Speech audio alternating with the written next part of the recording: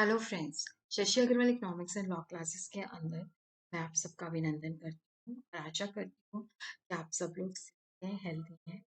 जैसे कि हम लोगों ने एमसीक्यू सीरीज में स्टार्ट की हुई है इकोनॉमिक्स सब्जेक्ट के अंदर। आज जो हमारा फोकस रहेगा that will be on macro economics. This video is relevant for the student of UGC net economics commerce and management and also relevant for the student of CA foundation. अगर आपको मेरा ये एफर्ट जो है सही लगता है तो डू लाइक माय वीडियो और मेरे channel Shashi Agarwal economics and law को सब्सक्राइब कीजिए। एमसीक्यू करने से पहले एड सम ऐप जो कि मेरी ऐप है that is relevant for the student of commerce economics and management. तो आप गूगल प्ले स्टोर से आसानी के साथ डाउनलोड कर सकते हो। इसका link I will be sharing in the description box. It provides customized solution to the student of economics, commerce and management at one point. क्योंकि यहाँ पे प्रॉपर जो है लाइव लेक्चर्स भी दिए जाते हैं, रिकॉर्डेड लेक्चर्स भी होते हैं, doubt sessions are also there, descriptive and summarise notes are there, practice के लिए टेस्ट सीरीज और काफ़ी सारे कोर्सेज इसके ऊपर मैंने अपलोड कर दिए हैं, माइक्रो के, मैक्रो के, पब्लिक फाइनेंस के, इवन कॉमर्स एंड मैनेजमेंट के भी। फर्स्ट जो क्वेश्चन है that is the term social accounting was first introduce in the economics by whom? Is it Marshall? Is it Higgs? Is it Keynes? It is पर थोड़ा सा दिमाग के ऊपर डालो, किसने दिया है ये टर्म? राइट आंसर तो definitely I will show it to you is Higgs. Higgs ने सोशल अकाउंटिंग को फर्स्ट टाइम इंट्रोड्यूस किया था इकोनॉमिक्स के अंदर। So now we are going to understand what is social accounting. Social accounting is also known as a social accounting and auditing, social accountability, social and environmental accounting, corporate social responsibility. Social accounting के पीछे जो मंशा होती है, जो objective होता है कि जो भी ऑर्गेनाइजेशन जो भी सोसाइटी की वेलफेयर के लिए एक्टिविटीज करती हैं उसका इम्पैक्ट क्या है, उसको इफेक्ट क्या है, उसको मेजर किया जाता है. The second question is the sum of money value of the income produced by or accruing to the various factors of production in one year in a country is known as a, is it GNP at market price? Is it GNP at factor cost? Is it NNP at factor cost? Is NNP at the market? So the right answer is the GNP at the factor cost. So let us understand few terms. Gross national product is the total market value of all final goods and services which are produced in a year, including the net income which is earned from abroad. अगर net income earn from abroad हम नहीं जोड़ते बीच में तो वो gross national product होता है. Gross national product जो है इसके अंदर चार तरह की final goods and services included होती हैं. कंज्यूमर्स गुड्स एंड सर्विसेज जो हमारी इमीडिएटली नीड्स को सेटिस्फाई करती हैं. Gross private domestic investment, fixed capital formation, residential construction and the stock of finished and unfinished goods. Goods and services produced by the government, net export of goods and services.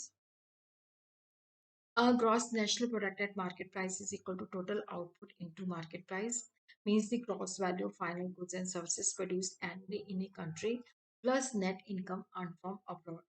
जब हम GNP eight factor cost की बात करते हैं उसके अंदर indirect taxes minus होते हैं, सब्सिडी ऐड होती है. जब हम GNP एट मार्केट प्राइस के अंदर बात करते हैं तो वहाँ पे GNP एट अगर फैक्टर कॉस्ट दिया हुआ है तो इनडायरेक्ट टैक्सेस ऐड हो जाते हैं, सब्सिडी माइनस हो जाती है. Net national product at market price is equal to gross national product at market price minus depreciation. जब भी नेट की बात आती है तो उसमें से डेप्रिसिएशन माइनस होता है. एनएनपी एट फैक्टर कॉस्ट का मतलब है कि net national product at market price minus indirect taxes plus subsidy. तो ये दोबारा से आ गया है तो इसको मैं डिलीट मार देती हूँ. इसको बेसिकली जो है नेशनल इनकम भी कहा जाता है. पर्सनल इनकम का मतलब होता है कि इंडिविजुअल की जितने भी सोर्सेज हैं, चाहे वो वेजेस हैं, चाहे इन्वेस्टमेंट है, जितने भी दूसरे वेंचर आउट से कोई भी मतलब उसका सोर्स जो है वहाँ से जो टोटल अर्निंग है गिवन पीरियड के अंदर before taxation, that is known as a personal income. The net value of final goods and services evaluated, net value final goods and services को हम करंट प्राइसेस के अंदर जो है evaluate करते हैं. What is the right answer? That is the NNP at the market price. The total income received by the individual of a country from all sources before deducting direct tax is known as the personal income, private income, personal disposable income, and none of these. यहाँ पे जो right answer है, जो मैंने आपको clue भी दिया था कि it is personal income, attraction of the multiplier and acceleration. तो मल्टीप्लायर का मतलब होता है कि जब हम निवेश करते हैं तो इनकम के अंदर कई गुना इजाफा होता है, depending upon the marginal propensity to consume. Acceleration का मतलब होता है कि 1 रुपया अगर हमने कमाना है तो उसके लिए हमें कितनी इन्वेस्टमेंट करनी पड़ती है। जब यहाँ पे इंट्रैक्शन होती है मल्टीप्लायर और एक्सेलरेशन की, investment multiplier, is it employment multiplier, is it super multiplier, is it dynamic multiplier? So the right answer is the super multiplier. So what is super multiplier? The term first coined by Higgs in business cycle theory.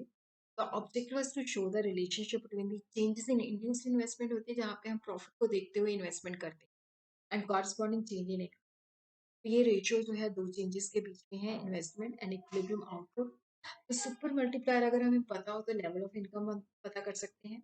तो total income जो है हमारी बराबर है consumption plus autonomous investment plus induced investment. Autonomous investment का मैंने आगे जाके बताया है।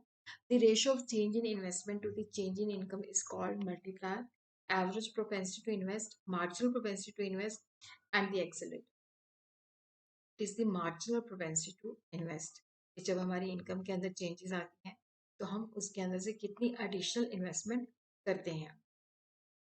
Autonomous investment is influenced by the level of income, the rate of interest, both 1 and 2, and none of the above. So the right answer is none of the above. अब हम समझते हैं कि इन्वेस्टमेंट, ऑटोनॉमस इन्वेस्टमेंट जो है, that is the portion of total investment which is made by the government और other institution independent of economic consideration पे इतना हमने इन्वेस्टमेंट करना ही करना है, इसके पीछे प्रॉफिट नहीं देखा जाता। जैसे इंड्यूस्ड इन्वेस्टमेंट जो प्राइवेटली लोग करते हैं वहाँ पे प्रॉफिट का मोटिव होता है। स्टैगफ्लेशन में आगे कवर करने जा रही हूँ। तो ये इकोनॉमी के अंदर ऐसी सिचुएशन होती है, इन्फ्लेशन भी बढ़ रही होती है और साथ में जो इकोनॉमिक एक्टिविटीज होती हैं उसके अंदर स्टेगनेशन होती है कि वो स्थिर होती है। ये जो टर्म थी it was recognised in 1970, but इसको फर्स्ट टाइम मैक्लोड पॉलिटिशियन था, उसने 1960 के अंदर इस टर्म को यूज किया था। तो stagflation refer to situation where deflation and rising unemployment, inflation and rising unemployment, inflation and rising unemployment, inflation and rising, जो सेकेंड है वो इन्फ्लेशन एंड राइजिंग एम्प्लॉयमेंट है, जो थर्ड है वो इन्फ्लेशन एंड राइजिंग अनएम्प्लॉयमेंट है, स्टैग्नेंट एम्प्लॉयमेंट एंड डिफ्लेशन। तो the is the third option. Inflation भी बढ़ रही है, साथ में अनएम्प्लॉयमेंट भी बढ़ी। Expenditure on defense is an item of private investment, public investment, private consumption, or it is a public consumption. So the right answer is the public consumption. Estimation of national income India is done by the Reserve Bank of India, Office of Economic Advisor, Central Statistics Offices, Ministry of Statistics and Program Implementation, Government of India, Chief Economic Advisor.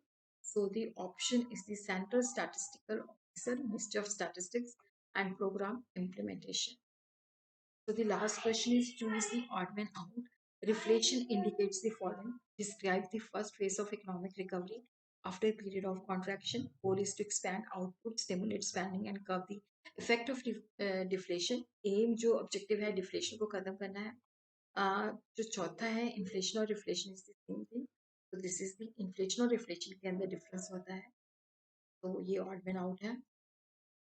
ये जो reflation है ये बताते हैं कि economy जब deflation के बाद जो है टर्निंग पॉइंट, जब रिकवरी के मोड पे आती है। डिफ्लेशन के अंदर फिस्कल पॉलिसी या मॉनेटरी पॉलिसी का जो ऑब्जेक्टिव होता है to expand the output, stimulate spending और डिफ्लेशन के इफेक्ट को खत्म करना। तो ये एक पॉलिसी है जिसको इकोनॉमिक स्लो डाउन के बाद किया जाता है। इसको इरविंग फिशर ने पहले कॉइन किया था। अगर हम रिफ्लेशन वर्सेस इन्फ्लेशन की बात करें तो इन्फ्लेशन बुरी है, रिफ्लेशन इतनी बुरी नहीं, क्योंकि यहाँ पे प्राइस इंक्रीज होता है जब इकोनॉमी जो है फुल एम्प्लॉयमेंट को अचीव करना चाहती है। इन्फ्लेशन होती है कि जब हमारी फुल कैपेसिटी होती है तो उस वक्त क्या होता है कि हमारी जो प्राइसेस बढ़ती हैं जो कि इकोनॉमी के लिए सही नहीं होती।